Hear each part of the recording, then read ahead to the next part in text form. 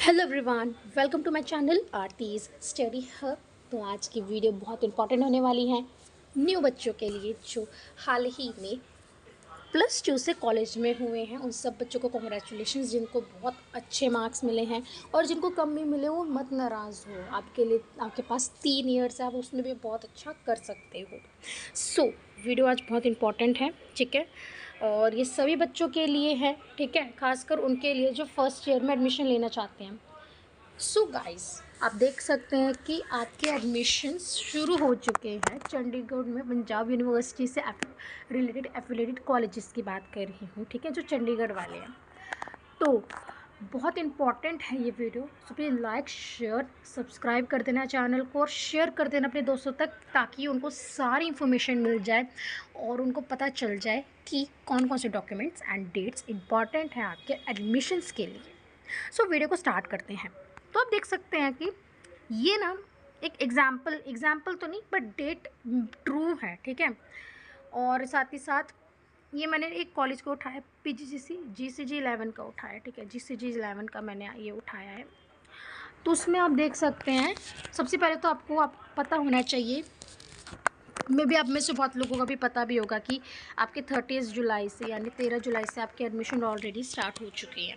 उसके बाद 3 जुलाई को आपको क्या दे रखा है, लास्ट सबमिशन आपको क्या है, आपके एडमिशन फॉर्म की। तो प्लीज़ जल्दी से जल्दी अपने एडमिशन फॉर्म को फिल करें, सबमिट करवाएं, ताकि देर ना हो, ठीक है। समय सिर करवा दो, अच्छे से आराम से भरो, ये भी नहीं कितना पैनिक करके आप भरो, ठीक है। कई बार ये पैनिक करते हैं तो गलती हो जाती है। उसके बाद ये डिस्प्ले हो गया आपकी लिस्ट, ठीक है। ये मैंने लिया है GCG 11 का एग्जाम्पल, तो मे भी शायद कॉलेजेस का लोगो, पर मोस्ट ऑफ कॉलेजेस का बहुत सेम टाइम होता है, ठीक है। तो आपकी जो डिस्प्ले होगी, सभी एप्लीकेंट की बात हो रही है, ठीक है, कॉलेज के जिन्होंने अपनी सबमिट करवाई है एक स्पेसिफिक कॉलेज के एडमिशन के लिए, ठीक है। तो उसकी आप वेबसाइट पे जाकर आप देख लेना, ठीक है। वहाँ पे नोटिफिकेशन दिया होता है, वहाँ पे आप चेक कर सकते हो। उसके बाद रिपोर्टिंग टाइमिंग रिपोर्टिंग ऑफ डिस्पार्टेंसी मतलब कि उनको क्या है कि जो लोगों की डिस्पार्टेंसी होती है ना, अक्सर उनको आ जाता है SMS, ठीक है। तो आप अपने SMS भी ज़रूर चेक करते रहिएगा। मे भी कई बार बाय मिस्टेक आपसे कोई डॉक्यूमेंट छूट जाता है या फिर कोई भी मिस्टेक हो जाती है, तो आपको 24 आवर्स या फिर कुछ टाइम दिया जाता है आपकी गलती को सुधारने का, ठीक है। उसके लिए घबराने की ज़रूरत नहीं है, पर फिर भी आप अपने फॉर्म को आराम से भरोगे। उसके बाद देखो, आपको दे रखा है, आपकी डिस्प्ले होगी प्रोविजनल लिस्ट एलिजिबल कैंडिडेट्स की। एलिजिबल कैंडिडेट्स मतलब कि वो कैंडिडेट्स जिनके सारे डॉक्यूमेंट्स करेक्ट हैं, जिनका एडमिशन में नाम आ चुका है, ठीक है, और जिनका कोई भी आगे पेंडिंग कुछ नहीं रहता, बस उनको फिजिकल डॉक्यूमेंटेशन करवानी है कॉलेज में जाके, ठीक है। फिर उसके बाद आपकी 30 जुलाई यानी जब 13 जुलाई आएगा, उस दिन से आपके एडमिशन शुरू हैं, ठीक है। अब इसको भी ना इन्होंने मेरिट वाइज कैटेगरी के वाइज बांट रखा है कि किस दिन किस बच्चे को आके अपने एडमिशन फॉर्म को सबमिट करवाना है, और कौन कौन से उन्होंने सब्जेक्ट लिए, सब्जेक्ट कॉम्बिनेशन की बात होगी। और आपको ना एक चीज़ और है, न्यू एजुकेशन पॉलिसी आई है अभी, ठीक है, NEP। तो उसमें क्या होता है, NEP 2020, ठीक है। तो उसमें क्या होता है बेसिकली कि आपसे ना टीचर्स जो वहाँ पे आपके एडमिशन्स वाले होंगे, आपसे ना पूछेंगे 3 सब्जेक्ट के आपको लेने हैं।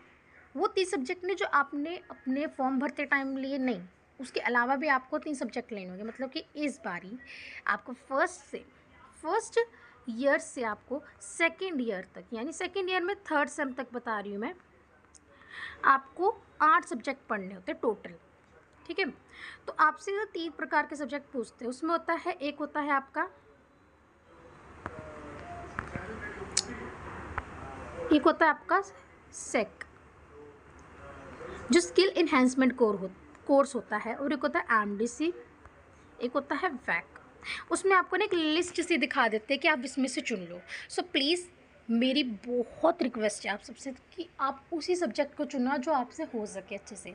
आप कोई भी ऐसा सब्जेक्ट जल्दबाजी में मत उठा लेना जो आपको आगे बेनिफिट ना दे सके, या फिर आपको जिसमें इंटरेस्ट ना हो। क्योंकि मैंने भी अपने टाइम में, पता है, एक ऐसा सब्जेक्ट चुन लिया था जिसकी वजह से मेरी परसेंटेज गिर गई, ठीक है, और मेरे को अच्छा भी नहीं लगा। तो मैंने उस चीज़ को एक तरह से क्या करा कि अब मैंने समझा, तो सेकंड सेम में आकर मैंने उस चीज़ को क्या करा, हटा दिया। तो आपका जितना भी सेम होने वाला है, ठीक है, आपका फर्स्ट ईयर के 2 सैम, ठीक है, और सेकेंड ईयर का 1 सैम, यानी फर्स्ट टू थर्ड सैम तक आपके पास सेक, वेक और एमडीसी रहने वाला है, ठीक है।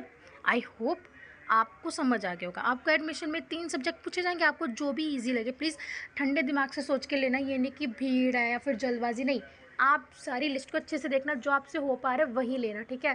क्योंकि मैंने जल्दबाजी किया तो मेरे को मतलब कि उसका लॉस ही देखने को मिल रहा है ना, ठीक है। तो ये एडवांस में आपको बता रही हूँ मैं। तो अब वीडियो पर आते हैं आगे। तो ये है इम्पॉर्टेंट डेट्स आपके लिए। फर्स्ट ऑफ ऑल ये उनके लिए डेट्स एलिजिबल कैटेगरीज एलिजिबल, ठीक है, जो होंगे उनके लिए है ये। सो यूटी पूल मतलब जिन्होंने अपनी चंडीगढ़ से अपनी सारी +2 कंप्लीट किए उनके लिए है ये। जिनके 50% या अबव है, जिनकी एससी में वो भी आप जा सकते हैं, पर आपकी परसेंटेज आपकी बहुत अच्छी है, चाहे आप एससी हो चाहे आप एसटी हो। मेरे टाइम पे हुआ था, ठीक है, मेरी परसेंटेज बहुत अच्छी थी, तो मैं उसी दिन चली गई जिस दिन उन्होंने यूटी पुल वालों को बुलाया था, जर्नल वालों को, तो उन्होंने आराम से कर दिया था। और उन्होंने ये भी बोला था कि आप अगले दिन भी आ सकते थे, कोई इशू नहीं था, ठीक है। तो आपको 13 जुलाई को जाना है, ठीक है। जर्नल पूल वाले आउटसाइड वाले आपको भी 13 जुलाई को मंडे को जाना है, ठीक है। आउटसाइड यूटी वाले जो है, जैसे मान लो पंजाब हरियाणा से जिन्होंने अपना बोर्ड से +2 कंप्लीट किया, ये उनकी बात हो रही है। रिजर्व कैटेगरीज वाले जो यूटी पूल के बच्चे होते हैं, एक सेकेंड, ये उनके लिए 14 जुलाई को जाना है, ठीक है, आउटसाइड यूटी पूल। इसमें भी शायद कोई वो नहीं होता कि आपकी परसेंटेज कितनी आई है, ठीक है। बस आपका देखा जाता है कि आप रिजर्व कैटेगरी वाले हैं कि नहीं है। पर जिनकी बहुत अच्छी परसेंटेज है, जिनकी 90, जैसे 80+ है, 80+ है, 70+ है, आप चाहे 38 को भी चले जाओगे ना तो अभी कोई दिक्कत नहीं है, वो आपका फॉर्म अच्छे से खुशी खुशी जमा कर लेंगे। ऑल ओवर स्टेट अगर आपकी एडिशनल सीट्स होती है, जैसे मान लो कोई अलग स्टेट से आ गया, ठीक है, कोई हिमाचल से आ गया है, कोई उत्तराखंड से है वगैरह, कोई मणिपुर से भी आते हैं, ठीक है। हमारे इसमें तो मणिपुर से भी बच्चे थे, तो उनके लिए एडिशनल सीट्स वालों को इस दिन बुलाया जाता है। मे बी ये सही भी हो सकता है, पर आप ज़रूर चेक करते रहिएगा। तो ये था डेट एंड शेड्यूल, ठीक है। अब देखते हैं आगे। तो ये ना बहुत इम्पॉर्टेंट डॉक्यूमेंट्स हैं, तो प्लीज़ ज़रा वीडियो में देखना और सुनना ध्यान से।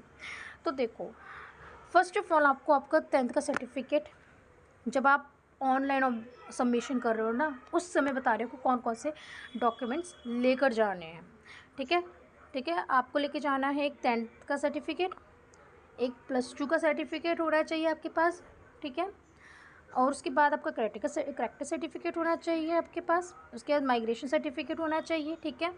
आपका बोर्ड जहाँ से आपने +2 की है वहाँ से इशू होता है, ऑनलाइन इशू होता है। सीबीएसई से जो बच्चे कर रहे हैं, आप अपना जो माइग्रेशन सर्टिफिकेट है वो आप अपना डिजी लॉकर से डाउनलोड करके वहाँ से प्रिंट आउट निकलवा के, जब फिजिकल कॉपी होगा तब आप फिजिकल कॉपी ऐसे जमा कराओगे, वरना आप ऑनलाइन PDF बना के वहाँ पे अपलोड कर दोगे, ठीक है।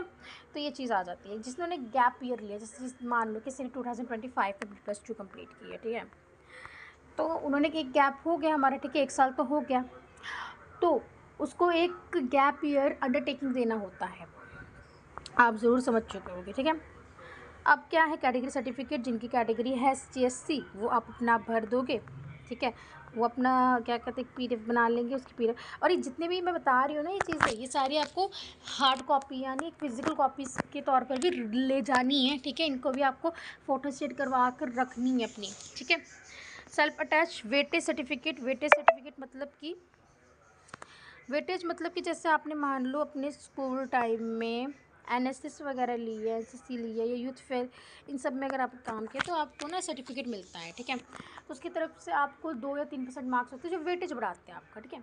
आपको एक एड्रेस प्रूफ भी होना चाहिए, और एक और थिंग, आपकी फ़ोटो, ठीक है, और आपका सिग्नेचर ऑफ कैंडिडेट होना चाहिए, और पेरेंट्स के किसी भी एक पेरेंट के होने चाहिए, ठीक है। आप अपने 2 फ़ोटोज़ अपने साथ लेकर जाओगे, ठीक है। जब आप फिज़िकल डॉक्यूमेंटेशन कराओगे तो आपको 2 फ़ोटोज़ अटैच कर देनी होती है आपके एडमिशन फॉर्म के साथ, ठीक है। और आपका ऑलरेडी सारा होता ही है, ठीक है। एक और चीज़ पीछे मैं देख के बता देती हूँ आपको, अगर आपके पास मान लो +2 का सर्टिफिकेट नहीं होता है, ठीक है, तो आप क्या कर सकते हैं, बोर्ड की वेबसाइट से आप डाउनलोड करके उस समय आप दे सकते हैं। बाद में जब आपका सर्टिफिकेट मिलता है तो तब आप उसकी फ़ोटो कॉपी, फिजिकल कॉपी आप ज़रूर जमा करवाओगे, ठीक है। अगर फिजिकली भी नहीं होते तो भी आपको बाद में जमा करवानी होती है। if migration character certificate has not been issued by the school, last attend institutes, write an application and upload in it the place of the certificate. अब देखो आपको क्या होगा, अगर आपका माइग्रेशन नहीं होता तो आपको अपने बोर्ड के लिए एक तो लिखनी पड़ती है एप्लीकेशन कि हाँ हमारा आप ये इशू कर दो. मेक श्योर करना कि आपके पास सारे मेंशन डॉक्यूमेंट्स हों, ठीक है, और आप रेडी रहो अपने एडमिशन के लिए. और एडमिशन ऑलरेडी स्टार्ट है, ठीक है, आपको सबको जैसे पता है. ये नॉन सेंट्रलाइज्ड के लिए मैंने बताया कि नॉन सेंट्रलाइज्ड कोर्स बेसिकली वो होते हैं जो बीए वाले होते हैं, ठीक है. बीबीए बीएससी सारे सेंट्रलाइज्ड कोर्सेज में आ जाते हैं. आप आई होप आपको वीडियो अच्छे से समझ आ चुका होगा, ठीक है. ये आपका ही चैनल है, ठीक है. वेलकम उन बच्चों को जो भी +2 से कॉलेज में आए हैं. ये आपका चैनल है, इसमें बहुत सारे आपको चीज़ें पता चलेंगी, ठीक है. और अगर अभी से कोई पढ़ना भी चाहता है तो मेरे चैनल पे ऑलरेडी 2-3 चैप्टर्स की वीडियो आ चुकी हैं, ठीक है, जो फर्स्ट ईयर वाले, ठीक है. आप अपने सिलेबस को समझ सकते हो, बहुत ईजी भी है, ठीक है. और फर्स्ट ईयर के लिए मैं भी बनाऊँगी, मैंने बनाई नहीं है किसी कारण से. और इंग्लिश की शायद में भी इंग्लिश की आपकी हो सकती है, ठीक है. सो प्लीज़ ज़्यादा डरने की ज़रूरत नहीं है. अगर आपको लगे कि 8 सब्जेक्ट है, 8 सब्जेक्ट ज़्यादा कुछ वो नहीं, मुश्किल नहीं है. अगर आप पढ़ोगे तो आपको ज़रूर आएगा. आप नहीं पढ़ोगे तो आप देखो फेल तो हो गई. और आपका अटेंडेंस बहुत ज़रूरी होती है, ठीक है. रेगुलर कैंडिडेट वालों को मैं बता रही हूँ, और जिनका सोल में है या फिर जो लोग प्राइवेट कर रहे हैं, प्लीज़ अपना चेक करते रहिएगा. ये तो मुझे इन्फॉर्मेशन मिली थी रेगुलर, अकॉर्डिंग टू रेगुलर के, ठीक है. रेगुलर वाले अपना अच्छे से भरना फॉर्म वगैरह, सारे डॉक्यूमेंट ले जाना. कई बार वहाँ पे मतलब बहुत ज़्यादा भीड़ होती है, पता नहीं चलता है, जिससे कि ना कई बार आपको पहुँच भी हो जाता है. तो प्लीज़ आप ऐसा मत करना. सारे डॉक्यूमेंट अच्छे से स्टैपल करके ले जाना ताकि आपका इंप्रेशन बहुत अच्छा हो, ठीक है. और प्लीज़ सेकंड डीसी का मैं फिर से रिक्वेस्ट कर रही हूँ कि आप वही सब्जेक्ट लेना जो आपको सूटेबल हो, ठीक है. मेरे भी एक दोस्त, उसने भी इकनॉमिक्स ले लिया. इकनॉमिक्स में मुश्किल आती है, किसी भी चीज़ को आप सोच के मत ले लेना. तो यार प्लीज़ ये रिक्वेस्ट है. सो वीडियो में बने रहने के लिए थैंक्स, ठीक है. सो